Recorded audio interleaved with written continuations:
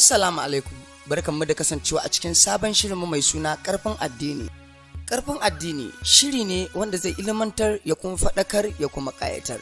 Ku biyo mu a cikin wannan shiri namu mai albarka a cikin wannan gidan talabishin namu mai albarka na Bahaushe TV 24 da kuma Dalakano TV.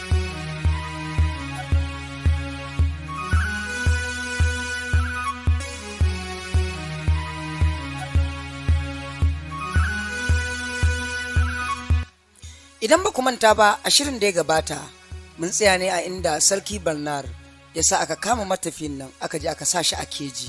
Yanzu za mu ɗora daga inda muka tsaya.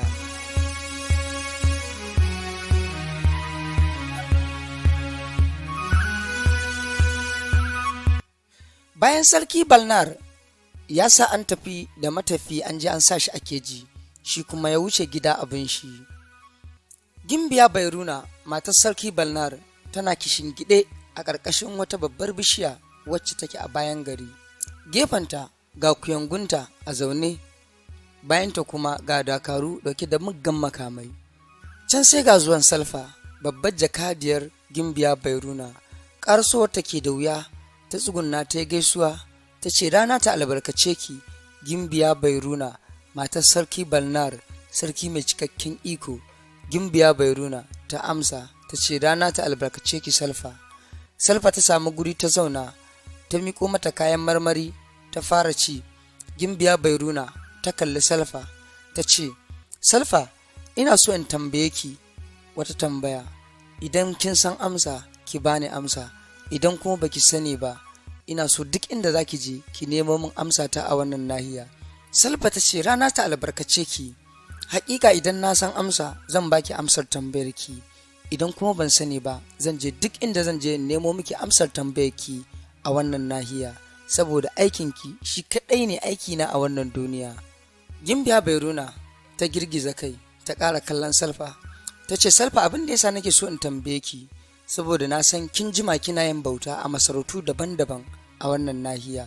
Salfa ta ce, haka ne, rana ta albarkace ki, domin na jima ina bauta a masarautu daban-daban a wannan nahiya har ma da makocin wannan nahiya, domin tun ina yar karkanuwar yarinya na tsinci kaina ina yin bauta a masarautu daban-daban har kawo yanzu. Gimbiya Bairuna ta girgiza kai ta ce, Salfa, abin da nake so in tambaye ki shine, ko kin san adadin masarautun da suke wannan nahiya? Salfa ta ce, to rana ta albarkace ki, a gaskiya ban san adadin masarautun da suke wannan nahiyar ba, amma na san masarautu guda 5 waɗanda suke kewaye da wannan masarauta. Kin ga hada wannan masarauta 6 kenan, su ne waɗanda na taɓa yin bauta a cikinsu.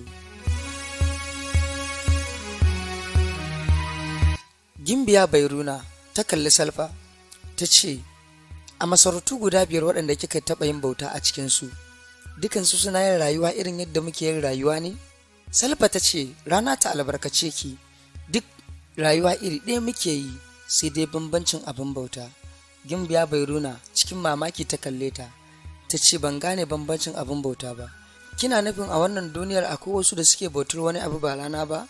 Salfa ta ce, kwarai da gaske, a masarautu guda 6 waɗanda na taɓa yin bauta a cikinsu, guda 4 ne kaɗai suke bautar rana, su kuma guda 2 suna bautar wata gunkiya ce wacce aka yi mata ado da farar azurfa.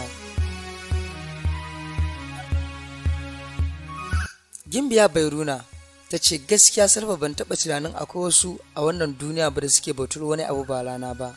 Salfa ta ce, rana ta albarkace ki, kamar yadda na gani a taswirar ƙasar Balfuna, aƙalla ba a kasara ba, akwai addinai a duniya sama da guda 314, kuma kowanne abin bautarsa daban. Gimbiya Bairuna ta kalli Salfa ta girgiza kai ta ce, Salfa, zan shiga gida yanzu, amma idan na fito zan baki wani aiki wanda aikin yana da matuƙar muhimmanci a gurina. Salfa ta ce, rana ta albarkace ki, ba ni da wani aiki da ya wuce naki, ina jiran aikin naki. Gimbiya Bairuna ta tashi ta shiga gida, kuyangunta da dakarunta suka bi ta a baya.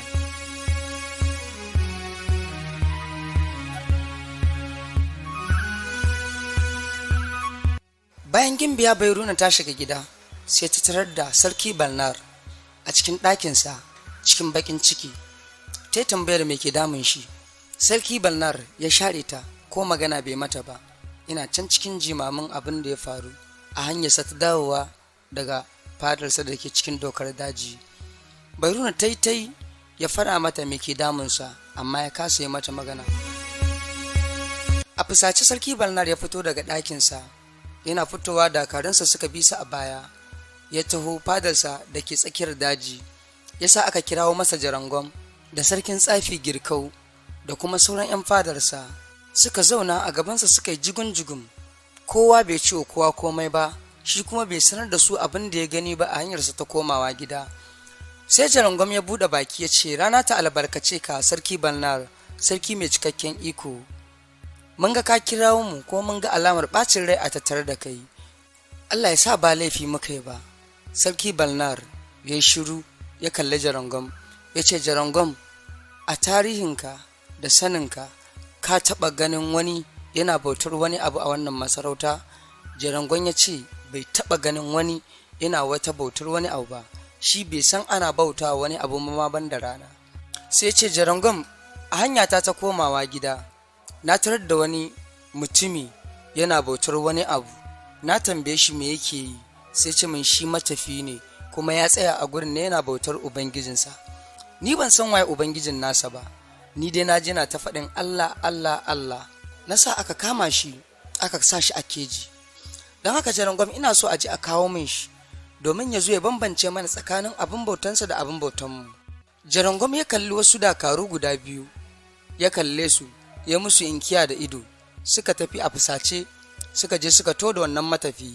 Suna zuwa suka gurfanar da shi a gaban Sarki Balnar. Sarki Balnar ya kalli wannan matafi cikin tsawa ya ce, kai, na ji kana faɗin Allah Allah, Allah shi kaɗai ne abin bauta, mu kuma anan ba mu san wani abin bauta ba ban da rana. Ina so ka bambance mana tsakanin abin bautarka da abin bautar mu. Matafiyin nan ya ce, Allah shi ne wanda ya halicce ni, ya halicce ka, sannan ya halicci rana wacce kake bautawa, don haka rana ba a bar bauta ba ce. Jarangom ya masa tsawa ya ce, kai, kar ka zo mana da wani abin saɓani a wannan masarauta, mu ba mu san wani abin bauta ba da ya wuce rana. Sarki Balnar ya ce, haƙiƙa zan saka a yi maka azaba irin wacce ba a taɓa yi wa wani irinta ba a wannan masarauta, don haka ku ɗauke min shi daga gabana. Dakaru suka ɗauke shi yana Allah shi kaɗai ne abin bauta, Allah shi kaɗai ne abin bauta, suka ɗauke suka tafi da shi.